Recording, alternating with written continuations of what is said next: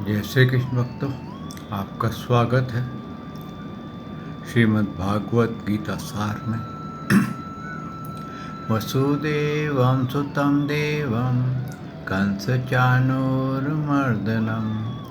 देवकी परमानंदं श्रीकृष्ण वंदे जगद्गुरु।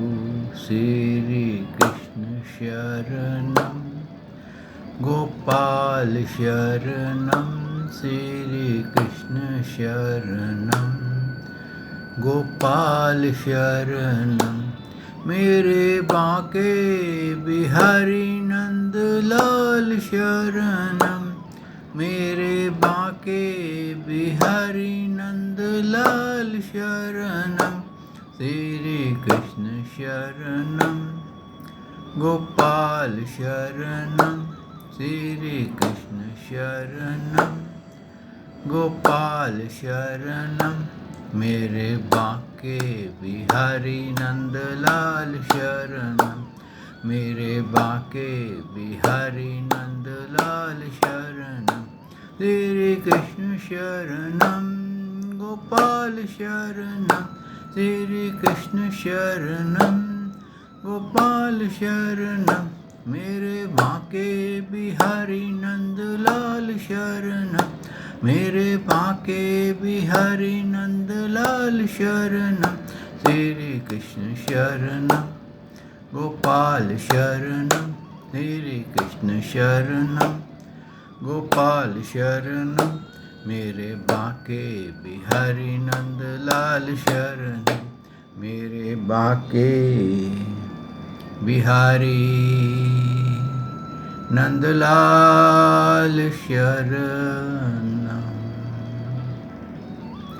बोल भगवान श्री कृष्ण की जय, श्री नंद के लाला की जय, श्री देवकी नंदन श्री कृष्ण की जय, श्री द्वारकाधीश भगवान श्री कृष्ण की जय।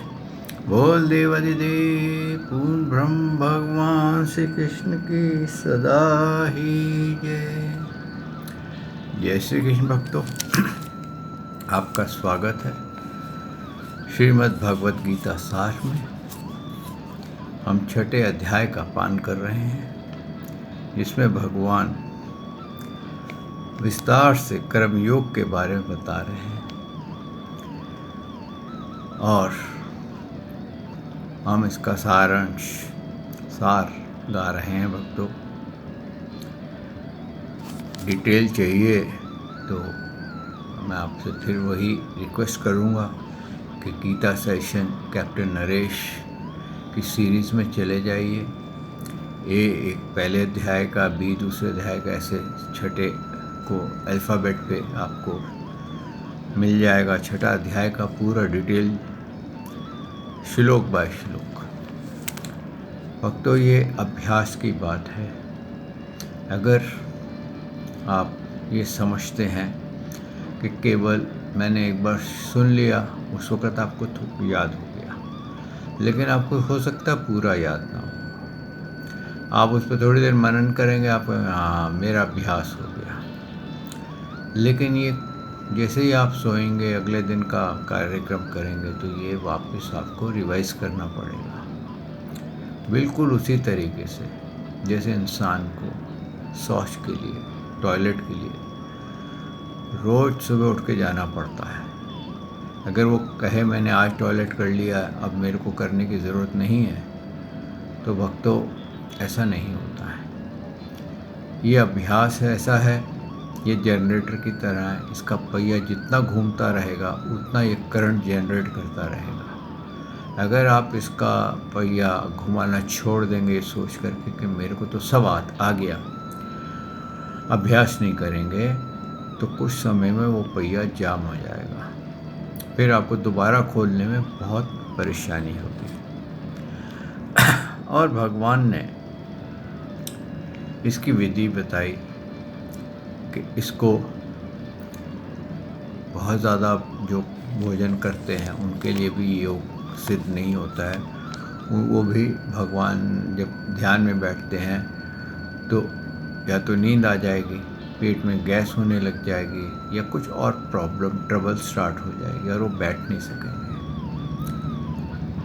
ये अभ्यास जितना भी आप बढ़ा सकें, वैसे तो कहते हैं कि जो ब्रह्म मुहूर्त होता है सुबह 3:30 बजे से लेकर के 6:30 बजे तक, उस समय अगर आप इसका अभ्यास करें तो आपका अभ्यास बहुत शीघ्र सिद्ध होने लग जाता है।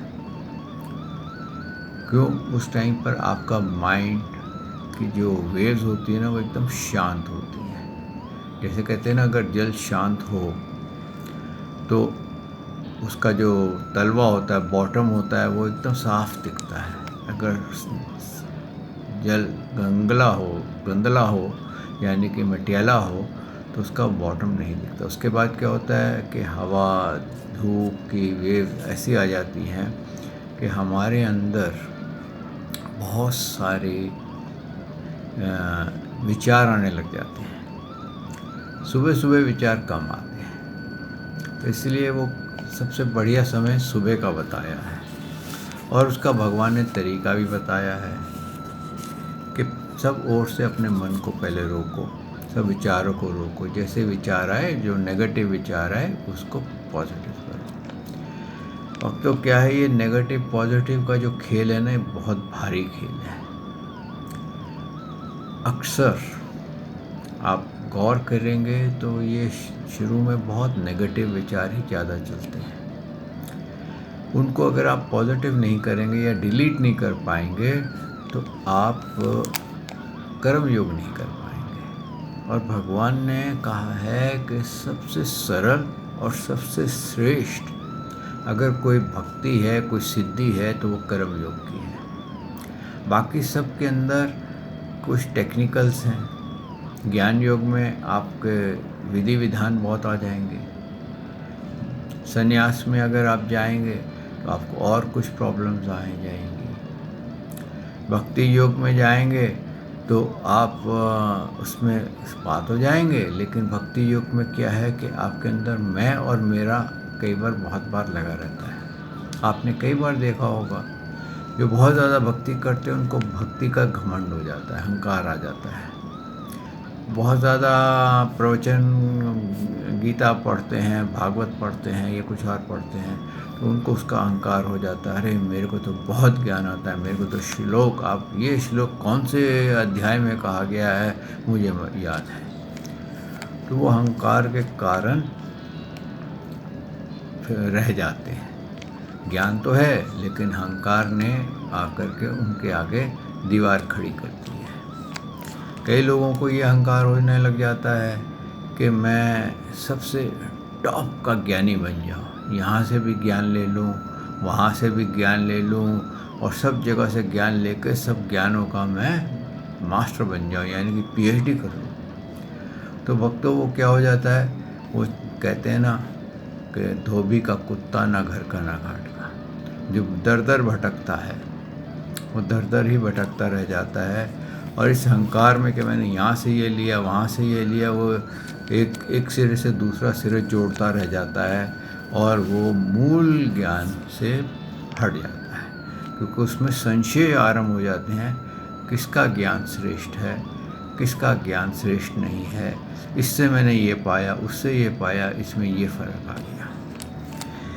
यही भक्तों भगवान ने कहा है कि अपना लाइफस्टाइल सरल बनाइए। जितना आपका लाइफस्टाइल सरल रहेगा, आप उतने काम क्रोध लोभ से मुक्त रहेंगे, उतने विचारों से आप मुक्त रहेंगे। और जब भी आपके अंदर कोई नेगेटिव विचार आए, उसको पॉजिटिव विचार से उसको ख़त्म कर दीजिए। जैसे बोलते हैं ना, लोहा गर्म है तो गर्म लोहे को या तो कहते हैं कि इस पर ठंडे लोहे से पीटो तो उसको शेप लेगा, या उसके ऊपर पानी डाल दो, वो ठंडा हो जाएगा। तो आपको ये दोनों ही काम करने पड़ेंगे। या तो इस विचार को निकालना पड़ेगा उसको या फिर पानी ठंडा डाल करके उसको ठंडा करना पड़ेगा, उसको वहाँ से हटाना पड़ेगा, ताकि आपका मन शांत हो जाए और प्रभु की प्रेम में चिंतन में, भक्ति में लग जाए। क्योंकि योग का सिद्ध होना तो कोई बहुत डिफ़िकल्ट नहीं है। योग बहुत सरलता से ये सिद्ध हो जाता है अगर आपके अंदर इच्छा हो।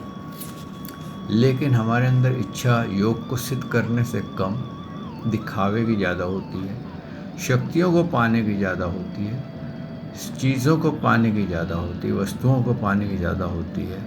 हमारे को जिस भोग में आनंदित हों वो उसके पीछे हम ज़्यादा ध्यान देते हैं। आप कभी देख लीजिए, आप कोई स्टोरी सुन रहे हैं या किसी की चुगली सुन रहे हैं तो आप कितने ध्यान से सुनते हैं। कोई कहता है कि अरे उसकी बहू जो है ना, वो दूसरा जो वहाँ रहता है उसके घर पे कुछ करने जाती है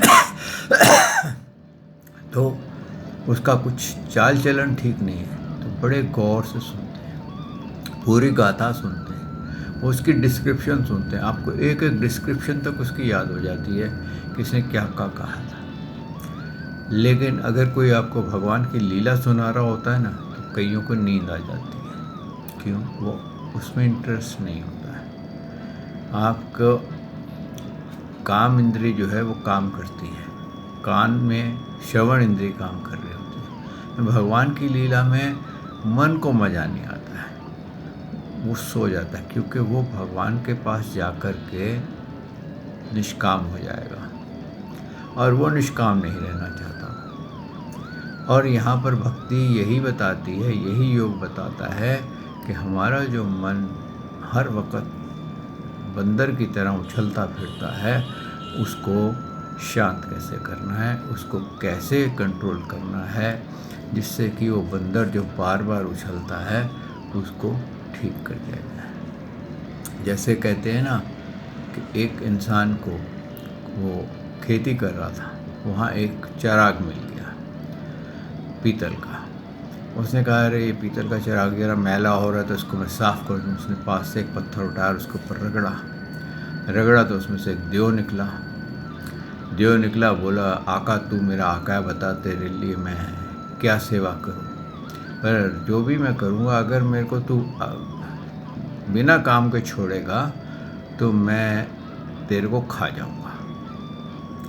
ये तो बड़ी मुसीबत हो गई कि गुलाम भी है और कहता है बिना काम के छोड़ेगा, खा जाएगा। मैंने बोला अच्छा मैं तेरे को काम बताता हूँ, लेकिन मैं अपने ज़रा गुरुजी को मिल आऊँ।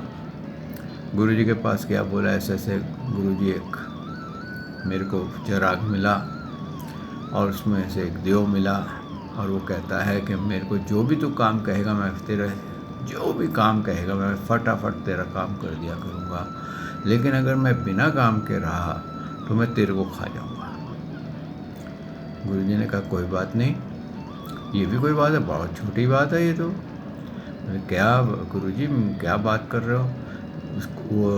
उसको काम कहो तो वो तो सेकंडों में कर देता है। अच्छा कोई बात नहीं, तू एक काम कर, तू सारा काम करवा ले, पहले जो तेरे को चाहिए उससे सब मंगवा ले, सब काम करवा ले। जब सब काम खत्म होने लगे उसे बोले खूब लंबा बांस लेकर गया, 100 फुट का 200 फुट का लंबा बांस लेके गया। अब तू ये काम है कि पहले बांस के ऊपर चढ़ जा और फिर बांस से उतर जा। जब तक मैं दूसरा काम नहीं दूँ तो तू यही काम करता रहे। ठीक है, उसने वैसे ही किया। अब जो था वो परेशान हो गया कि ये क्या, मेरे को कहाँ तो मैं सोच रहा था इसको मेरे को भोजन मिल गया और कहाँ मैं फंस गया। तो भक्तों ये मन है हमारा, जो देव और कुछ नहीं है, मन है। ये सब काम बहुत जल्दी कर लेता है, लेकिन इसको आप अगर बेकार में छोड़ देंगे, आइडल छोड़ देंगे तो ये आपको खा जाएगा। यानी कि आपको इतनी चिंताएं दे देगा कि आपको समझ में नहीं आएगा कि मैं क्या करूं। ये आपको बीमार कर देगा, ये आपको हाई डिप्रेशन में पहुंचा देगा, ये आपको कैंसर दे सकता है, ये आपको डायबिटीज़ दे सकता है, हार्ट अटैक दे सकता है। इसलिए भक्तों मन को कहते हैं ना प्रेम से जब तक आप काबू करना नहीं सीखेंगे तब तक आप योग करना नहीं सीखेंगे। इसीलिए बोला है मेडिटेशन। मन को काबू करने का, शांत करने का सबसे सरल तरीका क्या है? मेडिटेशन। मेडिटेशन में आप अपने मन को, क्यों उन्होंने बोला नासिका के अग्र भाग को देखो, ताकि आपका मन उस अग्र भाग के अंदर जो ब्रीथ चल रही है, सांस चल रहा है, उसकी फीलिंग्स ले। तो उसकी फीलिंग्स लेगा तो वो क्या करेगा? उसके अंदर गिनती करने बैठ जाएगा, या उसका कि हाँ ये फीलिंग आ गई, ये फीलिंग आ गई, ये सांस अंदर गया, ये सांस बाहर गया, उसमें वो लगा रहेगा और वो इधर उधर के विचार भेजना बंद कर देगा। और इसका सरल तरीका बताया भगवान ने। क्यों बोला है कि एक आसन बनाओ? आसन इसलिए होता है भक्तों कि जो आसन अपना आपका परमानेंट हो जाता है, जिस पे आप रोज़ बैठते हैं, तो एक उसमें से कहते हैं पॉजिटिव एनर्जी बन जाती है। आपकी आदत पड़ जाती है कि उस आसन में मेरे को रोज़ बैठना है, और जैसे ही आप बैठेंगे तो आप सेल्फ प्रोग्राम मन भी हो जाता है कि मेरे को ये करना है। जैसे कहते हैं ना, कुत्ते को आप ट्रेन कर दो कि ये कमरे के बाहर ही बैठना है, तेरे को अंदर नहीं आना है, तो कुत्ता बाहर ही बैठेगा, कभी कमरे में नहीं आएगा। वैसे ही जब आप आसन बना के, यानी कि एक पर्टिकुलर सीट देंगे अपने आप को, मन को, तो वो अपने पोजीशन पे बैठा रहेगा और आपको बेचैन नहीं करेगा।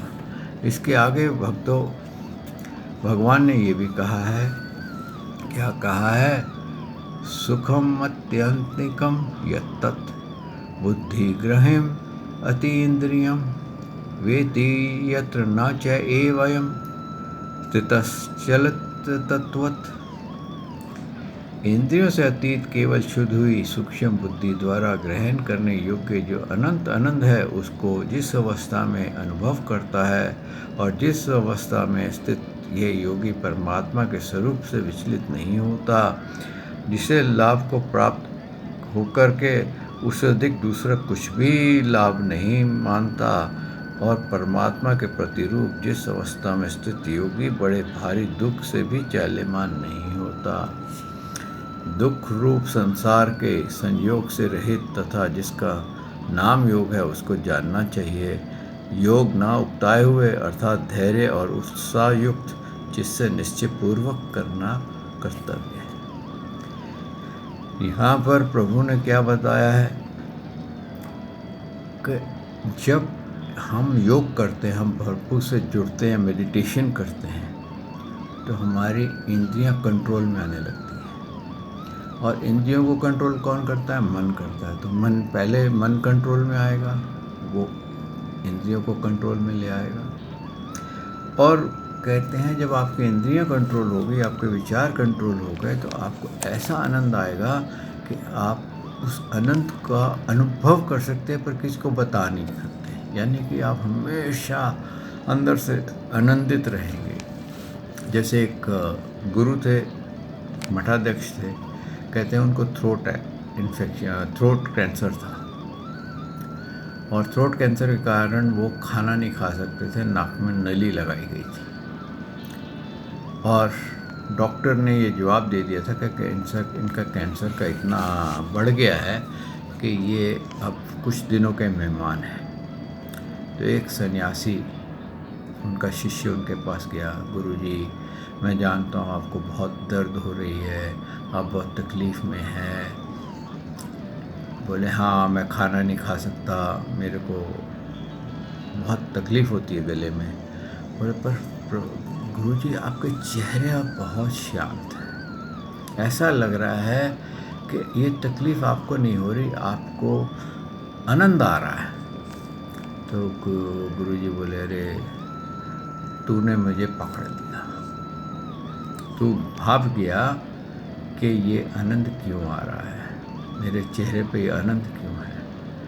क्यों कि मैं शरीर से अपने आप को अलग देखता हूँ, मैं आत्मा को देखता हूँ, और मैं ये जानता हूँ कि ये दुख जो है ये शरीर का दुख है, मेरी आत्मा का कोई दुख नहीं है, कोई उसको दुख नहीं है, क्योंकि वो ना शरीर जो धारण उसमें रहती है, ना वो जन्मती है ना मरती है, ना उसको पीड़ा होती है। तो ये पीड़ा शरीर की है, और शरीर की पीड़ा जब आई है तो चली जाएगी, क्योंकि कोई भी वस्तु स्थायी नहीं है। सारे संसार में हर वस्तु जो आती है उसका समाप्त होना आवश्यक है, यानी कि वो रह नहीं सकती जब तक वो समाप्त ना हो जाए। आप कोई भी चीज़ ले लीजिए, आप अपने ही आप को ले लीजिए। आपका जब आप पैदा हुए थे तो आपका शरीर कितना बड़ा था, आपको गोद में उठा करके कपड़े में लपेट करके लेके जाते थे। फिर आप चलने लग गए, तब आपका उंगली पकड़ के आप गिरते थे, कभी कुछ होता था। फिर उससे बड़े हुए तो आप स्कूल वगैरह जाने लग गए। फिर आप उससे बड़े हुए तो कॉलेज जाने लग गए। उससे बड़े हुए तो आप नौकरी करने लगे, काम करने लग गए, शादी करी, बच्चे पैदा हुए, और अब ऐसे करते करते आप बुढ़ापे की तरफ आ गए।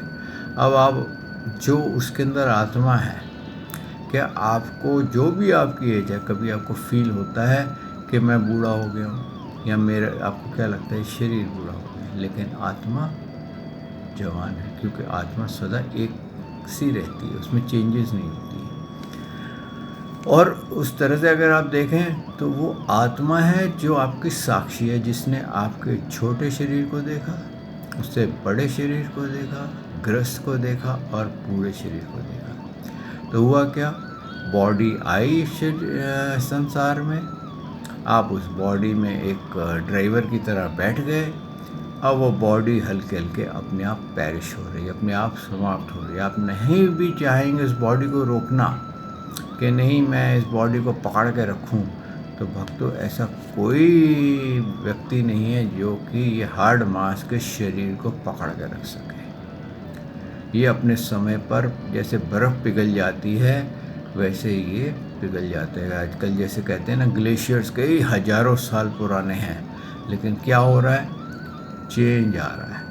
उसको ग्लोबल वार्मिंग बोलो, कुछ भी बोलो, लेकिन ग्लेशियर्स पिघल रहे हैं। तो क्या हुआ कि वो अपना आकार छोड़ रहे हैं। ऐसे ही भक्तों, हम ये जो संसार में आए हैं, जो भी आया है, आप देखिए, जो अगर कोई पुराना इंसान हो उससे पूछे वो तेरे टाइम पे कैसा होता था। कई लोग शायद आज हैं या नहीं जिन्होंने कभी कोई बहुत ही बूढ़ा हो, उसको पता ही नहीं होगा कि मोबाइल भी कोई चीज़ है और इसमें क्या होता है, कंप्यूटर क्या है। लेकिन जो आज का युग है, हम कंप्यूटर युग में आ गए हैं।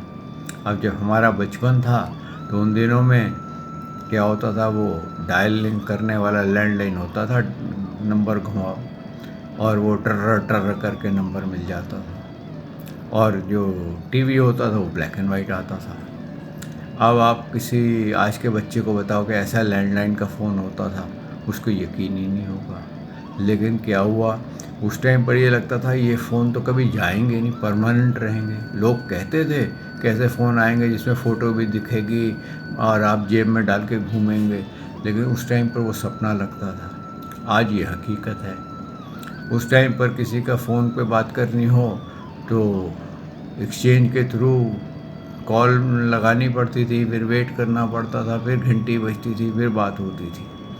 आज इधर बटन दबाओ और उधर वो सामने वाले की फ़ोटो आ जाती है, वीडियो कॉल हो जाती है। तो भक्तों, ये युग पलटता जाता है।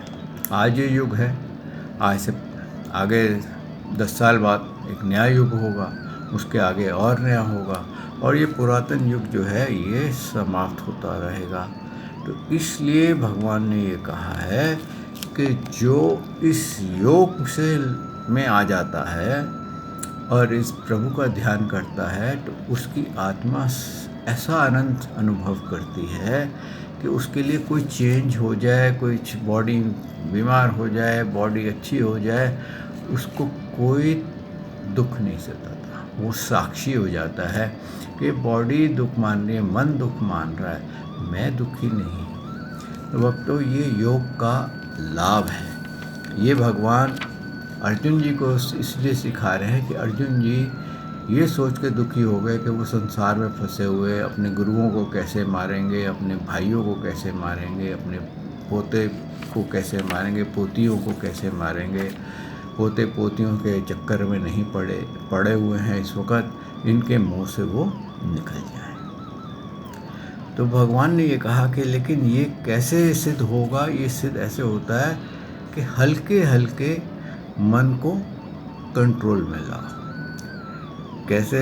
क्रम से अभ्यास करता हुआ उपरति प्राप्त हो तथा धैर्य युक्त बुद्धि द्वारा मन को परमात्मा में स्थित करके परमात्मा के सिवाय और कुछ भी चिंतन ना करें। ये पहली सीढ़ी बताई है भगवान ने कि जब तक तेरा मन जो भटके, यानी कि जो अगर नेगेटिव विचार है उसको पॉजिटिव कर और विचार को शांत कर, कोशिश कर।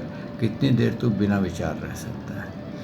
उसको वो देव की तरह उसको खंभे में लगा दे, मंत्र के ध्यान में लगा दे कि ये मैं मंत्र पढ़ रहा हूँ, तो इसका अंदर वो विचार नहीं करेगा।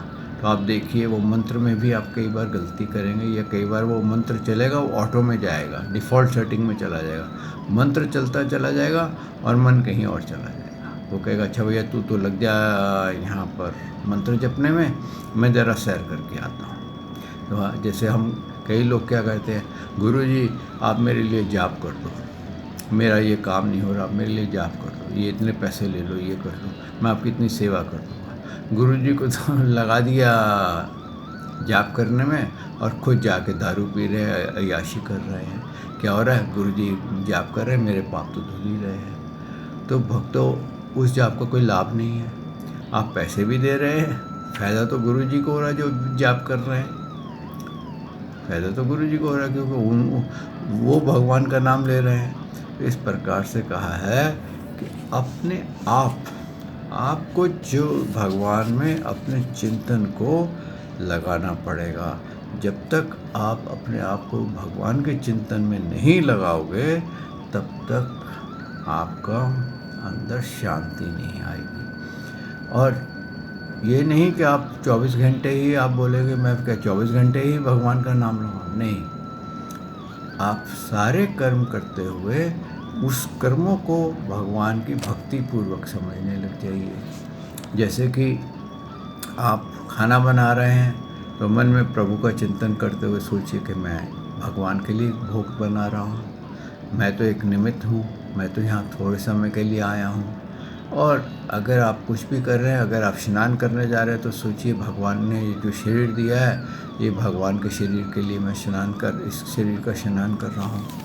तो इस तरह से हर कर्म को आप भगवान के अंदर भक्ति में कन्वर्ट कर सकते हैं। और इसी तरीके से भगवान ने ये कहा है, यह जो योग है ये स्थिर न रहने वाला और चंचल मन जिस शब्द आदि विषयों के निमित्त से संसार में विचरता है, उस विषय को रोककर यानी हटाकर उसे बार बार परमात्मा में निरुद्ध करें। क्योंकि जिसका मन भली प्रकार से शांत है, जो पाप से रहित है और जिसका रजोगुण शांत हो गया है, ऐसा इस सच्चिदानंद ब्रह्म के साथ एक ही भाव हुआ योगी उत्तम अनंत प्राप्त करता है। यहाँ पर क्या है कि जब हर तरह से आपको मन को कंट्रोल में करना है, आत्मा को परमात्मा में लगाना है। अगर आप ये नहीं करते तो क्या होगा? आप भटकते रहेंगे। क्योंकि जो इतना आनंद है, जितनी आपकी परेशानी है, आप अंदर से चाहे कितने ही पैसे वाले हैं, कुछ भी हैं, लेकिन शारीरिक, सांसारिक और मानसिक आपको तकलीफ़ आती ही रहेगी। लेकिन अगर आपका मन कंट्रोल करना आ गया, आपको शांति प्राप्त करनी आ गई, तो भक्तों यही जीवन आपको ऐसे लगेगा जैसे चुटकियों में निकल गया और इतनी स्पीड से निकल गया।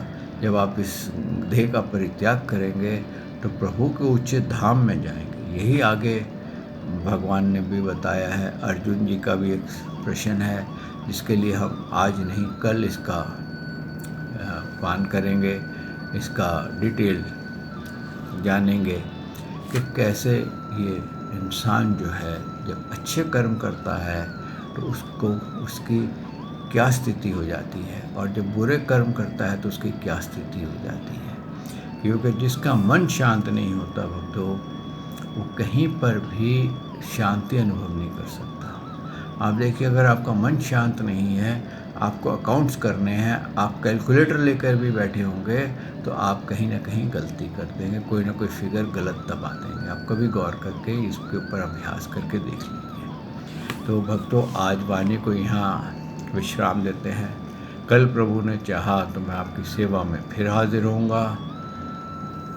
श्री कृष्ण शरणम गोपाल शरणम, श्री कृष्ण शरणम गोपाल शरणम, मेरे बांके बिहारी नंदलाल शरणम, मेरे बांके बिहारी नंदलाल शरणम, श्री कृष्ण शरणम गोपाल शरणम, श्री कृष्ण शरणम गोपाल शरणम, मेरे बांके बिहारी नंदलाल शरणम, मेरे बांके बिहारी नंदलाल शरणम। बोल भगवान श्री कृष्ण की जय, श्री नंद के लाला की जय, श्री देवकी नंदन श्री कृष्ण की जय, श्री द्वारकाधीश भगवान श्री कृष्ण की जय। बोल देवाधिदेव पूर्ण ब्रह्म भगवान श्री कृष्ण की सदा ही जय। जय श्री कृष्ण भक्तों।